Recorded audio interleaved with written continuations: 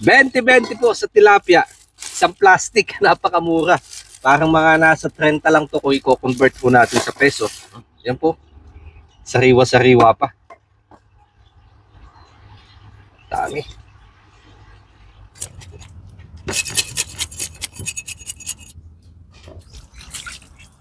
Kakamatisan ko lang po itong maliliit at saka piprituhin ko naman itong mga ilang malalaki.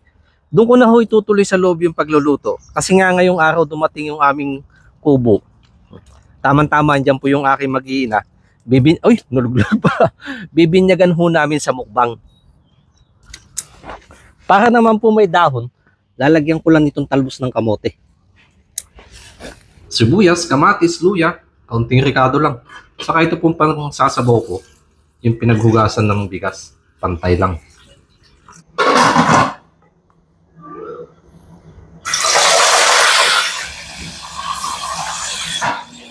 Lagay lang po natin itong talbos ng kamote at pipigaan ko ng lemon. Pagdagdag asin.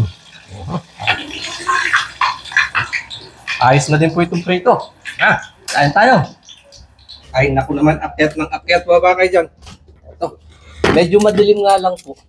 Gagawan ko ng ilaw sa mga susunod na araw. Bibili muna ako ng mga gagamitin kong piyesa. O, ito, yung prito at saka kinamatisan. Ay, malaglag kayo dyan. Wash your hand. Washi. Kain tayo, kain na.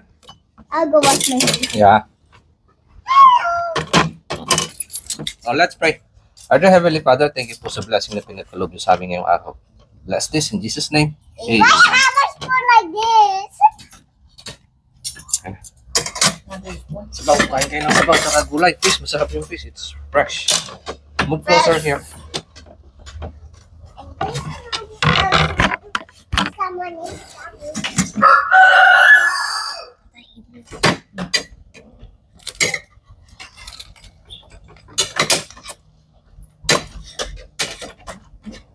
First time po natin gagamitin yung kubo. Ayos naman pala. Pero mga susunod ng mga mukbang ho namin, baka dito na din. How about the backyard? Dalang na. Maybe yeah, we can still go there. Makakapunta pa rin naman tayo doon sa likod. But because it's hot. Summer na kasi. Tama ho kasi ngayon mainit. Summer. Nagawa na din ako ng lutuan dito sa parking gilid dito. Nalutuan should be that way and work. You can see here.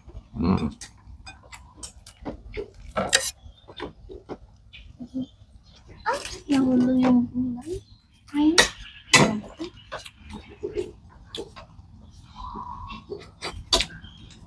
Ang sarap po talaga ng isda kapag sa sariwa. Pati ho yung kanyang sabaw.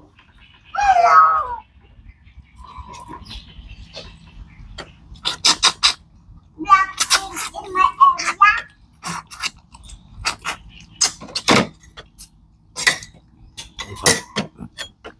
Dahil tayo electric Ito yung na. sabaw. Dapat may electric na tayo.